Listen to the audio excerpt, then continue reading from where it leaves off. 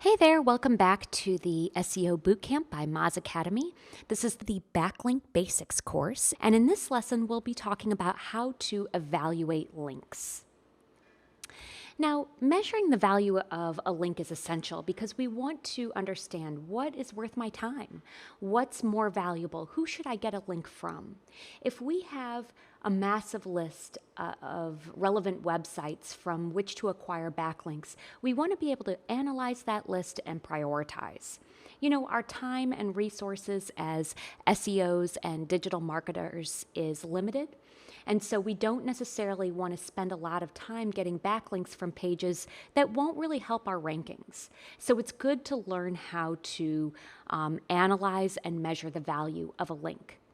So let's say, for example, I manage Site C, coldmountainkit.com, and I'm considering getting an inbound link from or a backlink from londonclimbingguide.com, Site A, and andykirkpatrick.com, Site B. I want to know which website holds more value in terms of a backlink. Well, we can use metrics to answer this question. So Moz has these two metrics, domain authority and page authority. Domain authority is on a scale of 1 to 100, and it predicts how well a website will rank. So it gives you an idea of how powerful this site is, and it's based on evaluating backlinks to that website. Looks at both the quantity and quality of backlinks to that website. Page authority is similar. It's also a Moz metric on a scale of 1 to 100, but it lets you know how heavily weighted just one page is with backlink credit. So it gives you an idea of how powerful just that page is. So we can use these types of metrics to help me to determine the value of a potential backlink. Now, you can find any site's domain authority and page authority in Link Explorer, which is the tool we're going to be using for link building. If you go to Moz and click on that Moz Pro menu, Link Explorer is that second tool under the research tools. So, which one generates more authority? As I said, I manage coldmountainkit.com. We've got londonclimbingguide.com, Site A, which is a guide to climbing gyms in London. We've got Site B, andykirkpatrick.com, which is an expert professional climber all over the world.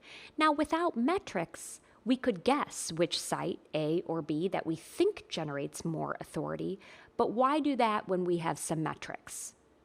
So if we go to Link Explorer and enter londonclimbingguide.com, we find that this website has a domain authority of 15 and has a page authority of 16. So we have Site A's metrics. Now, if we enter andykirkpatrick.com, we find that this site has a domain authority of 36 and a page authority of 37 for this particular page. Our site has a domain authority of 28 and a page authority of 30. Now, both of these backlinks from sites A and B are relevant, but which one is more valuable? Looks like, based on the metrics, Site B, andykirkpatrick.com, because it has a higher domain authority and higher page authority. So if my resources and time are limited, I would probably prioritize the sites with higher domain authorities and page authorities. So Andy Kirkpatrick is not only more valuable from a quantitative perspective, but also think about the fact that, you know, he's a famous climber, he's trustworthy and authoritative as well, which kind of makes him more valuable from a qualitative perspective as well. Now, that does not mean that London Climbing Guide is not a potential valuable backlink. It just means that if we're comparing two sites side by side and we're trying to prioritize, we can use metrics such as domain authority and page authority to do so. Now, one thing to also keep in mind, remember that Andy Kirkpatrick might be the expert. He might have been climbing for decades. But what if his site were brand new? He'd actually only have a website domain authority of probably in the single digits. Now, that doesn't mean that his backlink isn't valuable or even has the potential to be valuable. It's still relevant, it's still trustworthy, but would have a low domain authority. So when we're trying to prioritize and do this efficiently, domain authority and page authority are excellent metrics. Now, I want to take a moment to mention social links, even though social really is a whole different backlink. It's a whole different kind of ballgame, really. Social shares coming from LinkedIn, Instagram, Facebook, Twitter, YouTube, etc., no matter who creates that social share, whether it be your personal account, maybe a customer's personal account, a vendor, a partner, maybe even another business page, all of those links contain no follow tags, which means they do not contribute to domain authority. So no matter how many links that you're getting from Facebook or Twitter or Instagram, those links do not contribute to domain authority because they contain no follow tags. Now, when you think about it, backlinks are like an endorsement of your site. And when you're getting a backlink from, say, Facebook or Twitter, it's not Facebook that's talking about you. And it's not Twitter that's actually talking about you. It's a user-generated link. So it's other users creating that link to your site.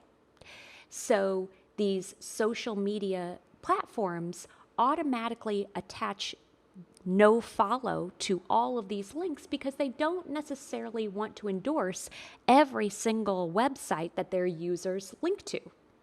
So that's why these social shares don't contribute to your rankings.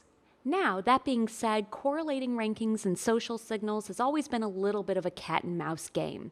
A lot of people say, well, hey, then why do top performing posts, posts that rank very well, also have a high number of shares? Aren't those two things related? Well, that's more of a matter of correlation rather than causation. There are theories that the same emotions that make people click on a site and visit a site and stay on a site, and those are the types of factors that do contribute to rankings: traffic, click-through rate, the amount of time spent on a site. All of those types of things and the emotions that go into those are the same emotions that make people share content as well. So, it's more, as I said, it's more of a correlation rather than causation. Now, that doesn't mean that social media shouldn't be a part of your marketing strategy. It should. These social media shares drive traffic, they encourage engagement with your audience, and they do help content spread and helps your content get in front of people that it might not otherwise. And so when that happens, that can often then down the road lead to increased links and mentions. So just something about, social that you can think about when it comes to backlinks. Now, after this lesson, you can evaluate links with ease. Thank you.